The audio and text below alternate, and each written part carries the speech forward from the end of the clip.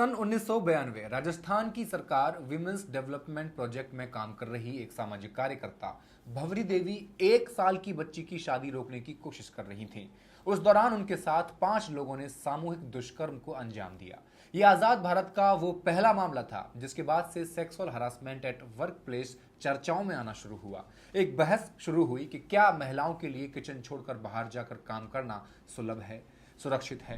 Industrial revolution की शुरुआत और कैपिटलिज्म के जन्म के वक्त मजदूरों के साथ जो क्रूअल्टी होती थी, उनका जो अमानवीय शोषण होता था, उससे भी ज्यादा शोषण महिलाओं का होता था। इन मजदूरों के काम के घंटे तय नहीं होते थे। 15 घंटे काम करने पर भी मजदूरी कम मिलती थी। मजदूर अगर औरत होगी तो उसे दोहरी गुलामी झेलनी पड़ती थी। पुरुषों से कम वेतन तो था ही, माओं को बच्चों की देखभाल करने का वक्त भी दिया जाना मुनासिब नहीं समझा जाता था। मजदूरों और महिला मजदूरों के शोषण के खिलाफ बड़े आंदोलन चले और काफी हद तक मजदूरों की स्थिति में सुधार भी हुआ। काम के घंटे निश्चित कर दिए गए। काफी हद तक महिला पुरुष कामगारों के वेतन में इक्वलिटी दिखने लगी। लेकिन 90 के दशक में दुनिया भर में नव उदारवादी नीतियां लागू होने लगी और प्राइवेटाइजेशन के साथ स्थितियां बदलने लगी। कैसे महिलाओं की स्थिति फिर से बद से बदतर होने लगी है। महिलाओं को आज भी वर्क प्लेस पर क्या क्या झेलना पड़ रहा है। क्या यह समाज बेटियों को काम करने के लिए बाहर भेजने से कतरा रहा है। कैसे होता है वर्क प्लेस पर महिलाओं के साथ भेदभाव। फैक्ट्स एंड फिगर्स के इस एपिसोड में आई विल एक्सप्लेन।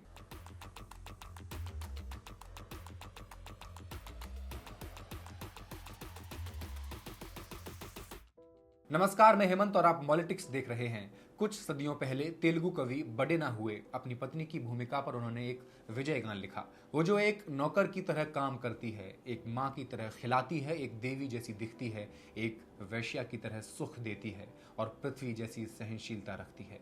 13वीं शताब्दी में एक कविता में गढ़े गए ये स्त्री गुण आज के भारतीय समाज में इस कदर पसंद किए जाते हैं कि इस कविता का महिमा मंडन आज भी फिल्मों, गीतों और साहित्य में अक्सर दिखाई दे जाता है। भारतीय महिलाओं के लिए ये सभी गुण उत्पीड़न के अलग अलग रूप हैं, जैसे घर के काम का बोझ, objectification of body and sexuality, और फिर उनसे एक उम्मीद कि वे अब्यूज, वायलेंस और एक्सप्लॉयटेशन को अपनी किस्मत के रूप में स्वीकार कर लें और माता, पत्नी, बहन, बेटी की उस भूमिका को पूरा करती रहें जो समाज ने उनके लिए निर्धारित की है। वास्तव में मनुस्मृति हिंदू दक्षिणपंथियों की एक अहम और व्यापक रूप से उद्धत की जाने वाली किताब है, जिसने खास तौर पर भारतीय समाज में जाति, वर्ग और लिंग के आधार पर उत्पीड़न को संहिताबद्ध किया है। ये किताब स्पष्ट रूप से कहती है कि महिलाओं को बचपन में पिता, वयस्कता में पति, बुढ़ापे में बेटों के नियंत्रण में रखने की जरूरत है और पुरुषों के संबंध में इन भूमिकाओं से परे उनका कोई स्वतंत्र अस्तित्व नहीं बचा है। पूरे देश के आंकड़ों से पता चलता है कि कम से कम 1/3 विवाहित भारतीय महिलाओं ने अपने पतियों के हाथों घरेलू हिंसा का सामना किया है।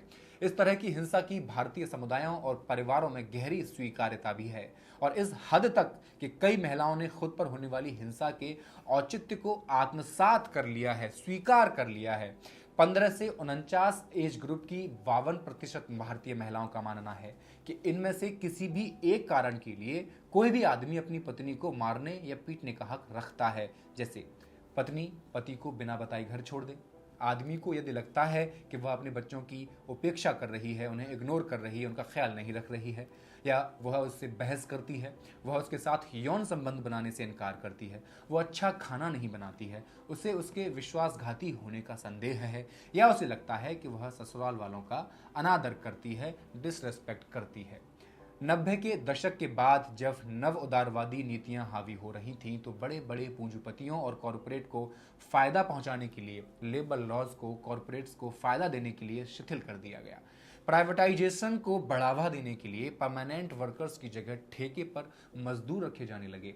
ठेके पर काम देने से 4 दिन का काम 2 दिन में होने लगा और सैलरी भी कम कर दी गई, यानी कम पैसे में ज्यादा काम लिया जाने लगा। जैसे नरेंद्र मोदी सरकार अपना काम कर रही है, maximum governance and minimum government.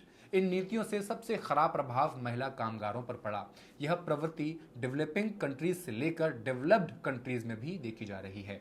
अभी हाल में इंटरनेशनल लेबर ऑर्गेनाइजेशन द्वारा एक रिपोर्ट पेश की गई जिसमें वर्ल्ड लेबर फोर्स में जेंडर इनइक्वलिटी और अलग अलग क्षेत्रों में काम कर रही महिलाओं की समीक्षा की गई है। इस रिपोर्ट से यह और भी स्पष्ट होता है कि बराबरी के नारे से विश्व स्तर पर स्थापित किए गए कैपिटलिज्म के ढांचे में आज हर कार्य क्षेत्र में कैसे महिलाओं के साथ भेदभाव होता है। आंकड़ों के मुताबिक इस समय विश्व स्तर पर कुल कामगारों में महिलाओं की संख्या बहुत कम है।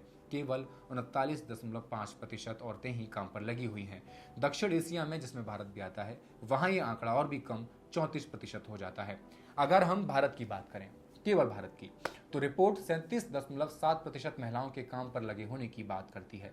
टोटल लेबर फोर्स में महिलाओं की संख्या का कम होना दर्शाता है कि कैसे बहुसंख्यक महिलाओं को आज 21वीं सदी में भी घरों की रसोई तक सीमित रखा गया है। कुल कामगारों में महिलाओं की संख्या कम होने के कई कारण हैं, जैसे पहला, कैपिटलिज्म को सस्ती से सस्ती लेबर फोर्स चाहिए होती है ताकि कामगारों का शोषण करके ज्यादा से ज्यादा प्रॉफिट कमा सके। इसलिए कैपिटलिज्म में महिलाओं, बच्चों और प्रवासी मजदूरों की भयंकर लूट होती है और अक्सर उन्हें कानून द्वारा निर्धारित नियमों के तहत मजदूरी और अन्य सुविधाएं भी नहीं मिलती।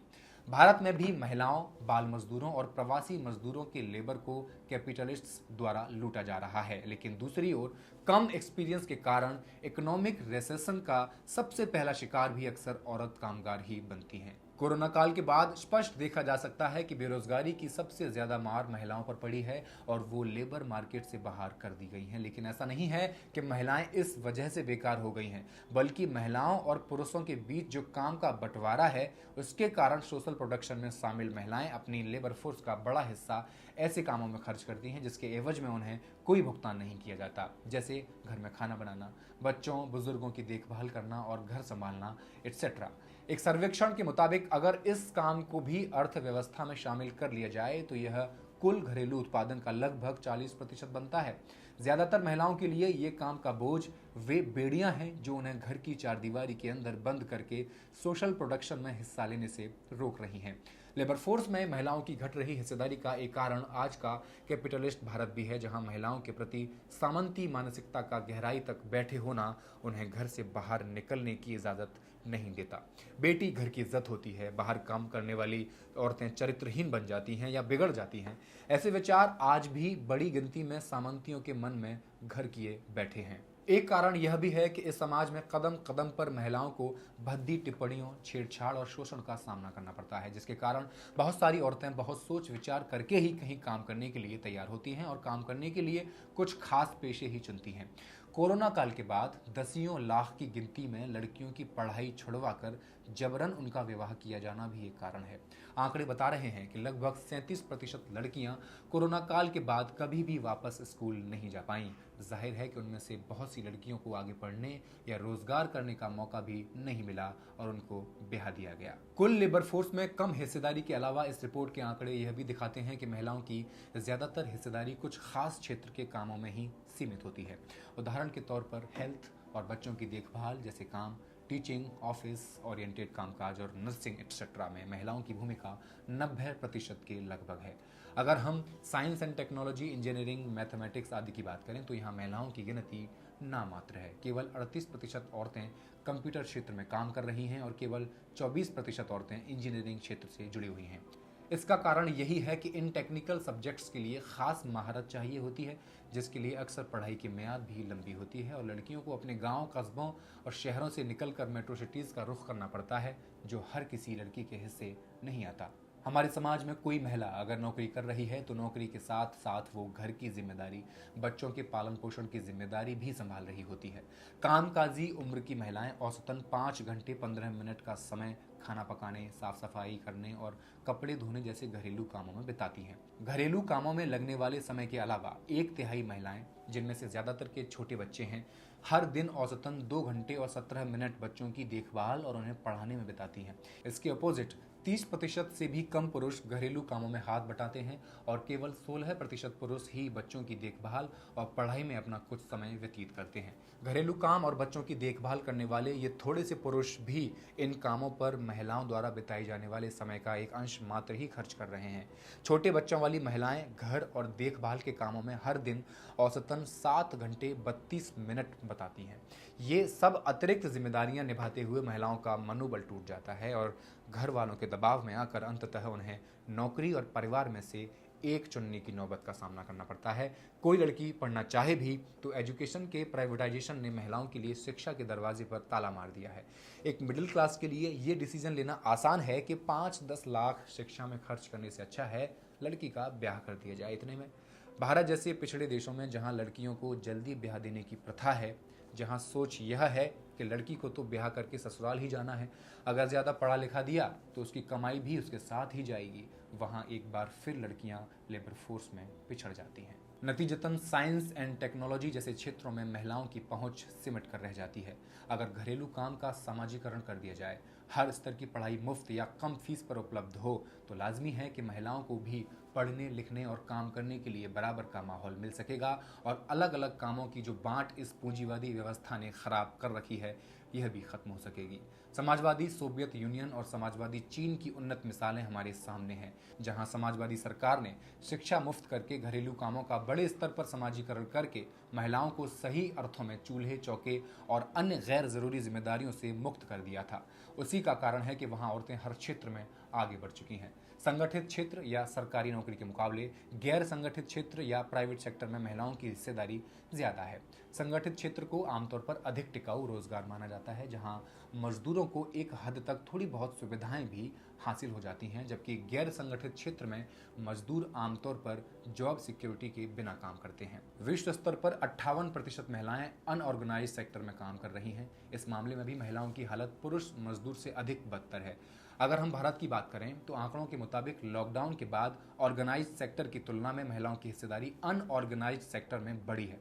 साल 2018 से 19 में कुल कामगार महिलाओं का लगभग 59% गैर संगठित क्षेत्र के धंधों में लगा हुआ था, जिसमें से 39% खेती और 20% घरेलू काम धंधे में काम करती हैं। ये 59% 2021 में बढ़कर अब 67% हो गया है, जो चिंता का विषय है। कार्यबल में महिलाओं की भागीदारी जहां 1999 से 2000 में 41% थी, 2011 से 12 में घटकर 32% रह गई और 18 से 19 तक यह तेजी से गिरती हुई 25% पर आ गई है। दुनिया के बड़े कॉरपोरेट उन देशों में अपने सामान का निर्माण करा रहे हैं जहां लेबर लॉज बहुत शिथिल हैं और बहुत कम वेतन पर मजदूरों से काम करवाया जा सकता है। नव उदारवादी नीतियों ने महिलाओं के शोषण को भयानक रूप से बढ़ा दिया है।